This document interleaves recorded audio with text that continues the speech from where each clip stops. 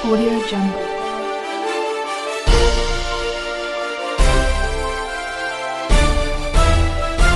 Audio Jungle. जो culminating point है श्रमिकों का, उस राज्य से भी परमिशन लेना पड़ेगा। आप उदाहरणार्थ अगर श्रमिक महाराष्ट्र से निकल करके बंगाल जाना चाहते हैं तो महाराष्ट्र की सरकार की भी परमिशन की आवश्यकता पड़ेगी वहां से ट्रेन निकलने के लिए, और बंगाल के सरकार की भी परमिशन की आवश्यकता पड़ेगी वहां ट्रेन को रिसीव करने के लिए। आपको आज बताते हुए मुझे बहुत दुख हो रहा है कि लगभग ओरिजिनेटिंग जो परमिशन होता है ओरिजिनेटिंग स्टेट्स तो परमिशन दे रहे हैं, किंतु रिसीव करने वाले स्टेट्स, बहुत ऐसे स्टेट्स हैं जिनका मैं उदाहरण दूंगा, अभी संख्या के साथ दूंगा, वो परमिशन नहीं दे रहे हैं और वो राजनीति भी कर रहे हैं। कौन से ऐसे राज्य हैं जिन्होंने कितने कितने संख्या में ये परमिशन दिया है श्रमिकों के ट्रेन को लाने के लिए, मैं इसका आंकड़ा रख रहा हूं। उत्तर प्रदेश बधाई का पात्र है। योगी सरकार ने उत्तर प्रदेश में 487 ट्रेन्स को परमिशन दिया है उत्तर प्रदेश में प्रवेश करने के लिए। तो जो उत्तर प्रदेश के श्रमिक हैं हिंदुस्तान के भिन्न भिन्न राज्यों में, आज वो उत्तर प्रदेश में प्रवेश कर पा रहे हैं क्योंकि योगी सरकार ने 487, लगभग 490 ट्रेन ऐसे हैं जिनको परमिशन उत्तर प्रदेश की सरकार ने दिया। ठीक उसी प्रकार नीतीश कुमार भी बधाई के पात्र हैं क्योंकि बिहार की सरकार ने 254, लगभग 254 ट्रेन ऐसे हैं जो बिहार में बिहार के जो श्रमिक अन्य राज्यों में थे उनके ट्रेन्स को परमिशन दिया है बिहार में एंटर करने के लिए। ठीक इसके विपरीत आप ममता बनर्जी की सच्चाई को देखिए। आपको जान के आश्चर्य होगा कि ममता बनर्जी के वेस्ट बंगाल ने अभी मात्र 9 ट्रेन, आज जब ये प्रेस कॉन्फ्रेंस हो रहा है, मात्र 9 ट्रेन को इजाजत दी है, परमिशन दी है वेस्ट बंगाल में प्रवेश करने के लिए। कहां तो उत्तर प्रदेश में 487, कहां बिहार में 254 और वेस्ट बंगाल के कई श्रमिक अन्य राज्यों में हैं, मगर केवल 9 ट्रेनों को अभी तक परमिशन दिया गया है।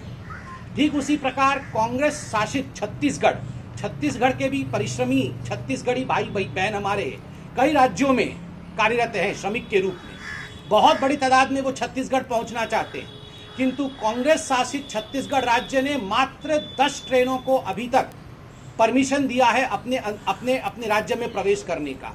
तो छत्तीसगढ़ के लोग अन्य जगह पे बहुत परेशान हो रहे हैं।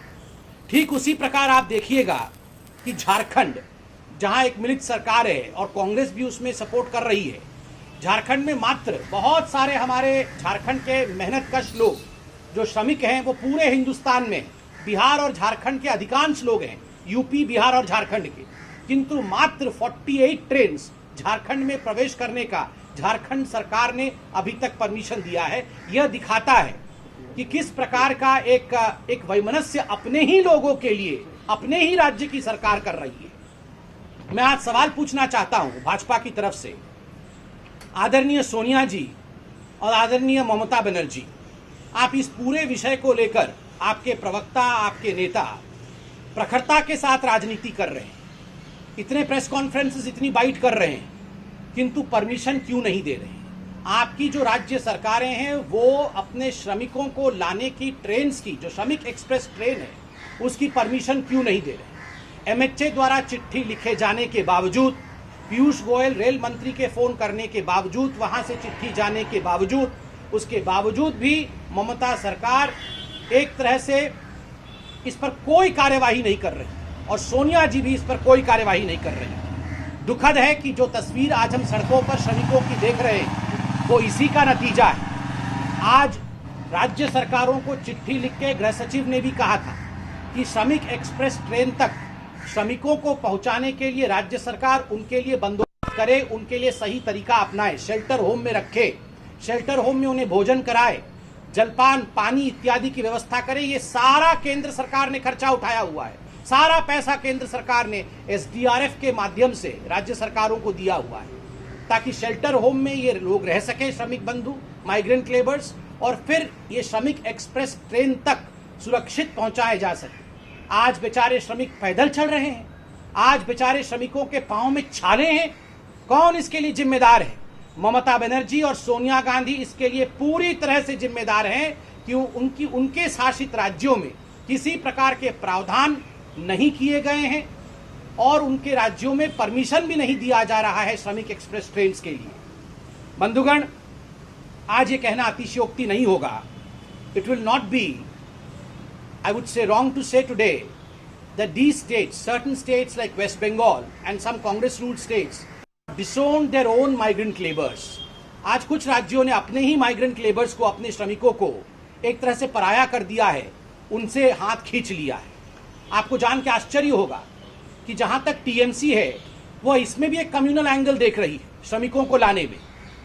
अजमेर दरगाह से ट्रेन करके वहां से श्रमिकों को ले आती है। जो बंगाल के लोग अजमेर दरगाह में फंसे थे, वहां से तत्कालीन परमिशन देके ट्रेन करके अजमेर दरगाह से लोगों को ले आती है।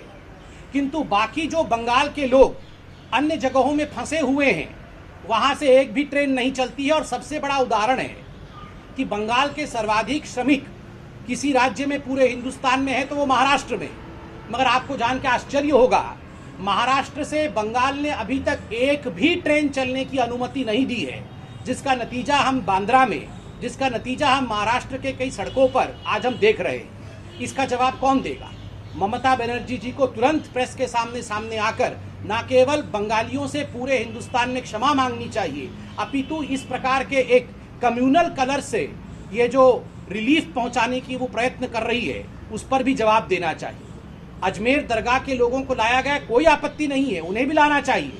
उत्तराखंड में भी फंसे हुए बंगालियों को लेकर आना चाहिए, यह भी ममता बनर्जी का ही दायित्व है। बंधुगण, बंगाल कोई साधारण राज्य नहीं है। What Bengal thinks today, India thinks tomorrow, ये कभी बंगाल के लिए कहा गया।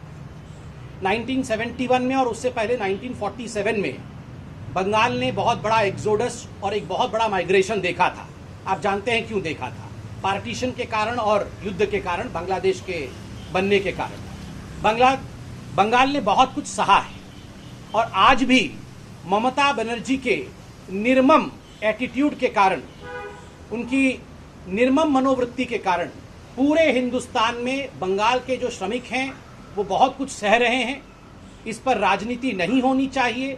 प्रत्येक राज्य सरकार का कर्तव्य है कि वो श्रमिकों को लेकर सेंसिटिव हो। केंद्र सरकार ने हर प्रकार से राज्य सरकार को जो सहूलियत देना चाहिए श्रमिकों के लिए, शेल्टर होम, 3 वक्त का भोजन, प्रत्येक भोजन 100 रुपए की है, ये कल निर्मला सीतारमण जी ने खुद कहा। उनके राशन के लिए पहले 3 महीने का किया गया था, वो 2 महीने के लिए एक्सटेंड करना, ये सारी व्यवस्था केंद्र सरकार ने किया। हर बात पे राजनीति ना करिए। जो श्रमिक हैं वो हमारी आत्मा है, हिंदुस्तान की आत्मा है। आत्मा के ऊपर इस प्रकार कुठाराघात करके राजनीति करने की कोशिश जो राजनीतिक दल कर रहे हैं, कहीं ना कहीं वो हिंदुस्तान की आत्मा के साथ खिलवाड़ कर रहे हैं। ये उचित नहीं है। बहुत बहुत धन्यवाद। आज इतना ही विषय रखें।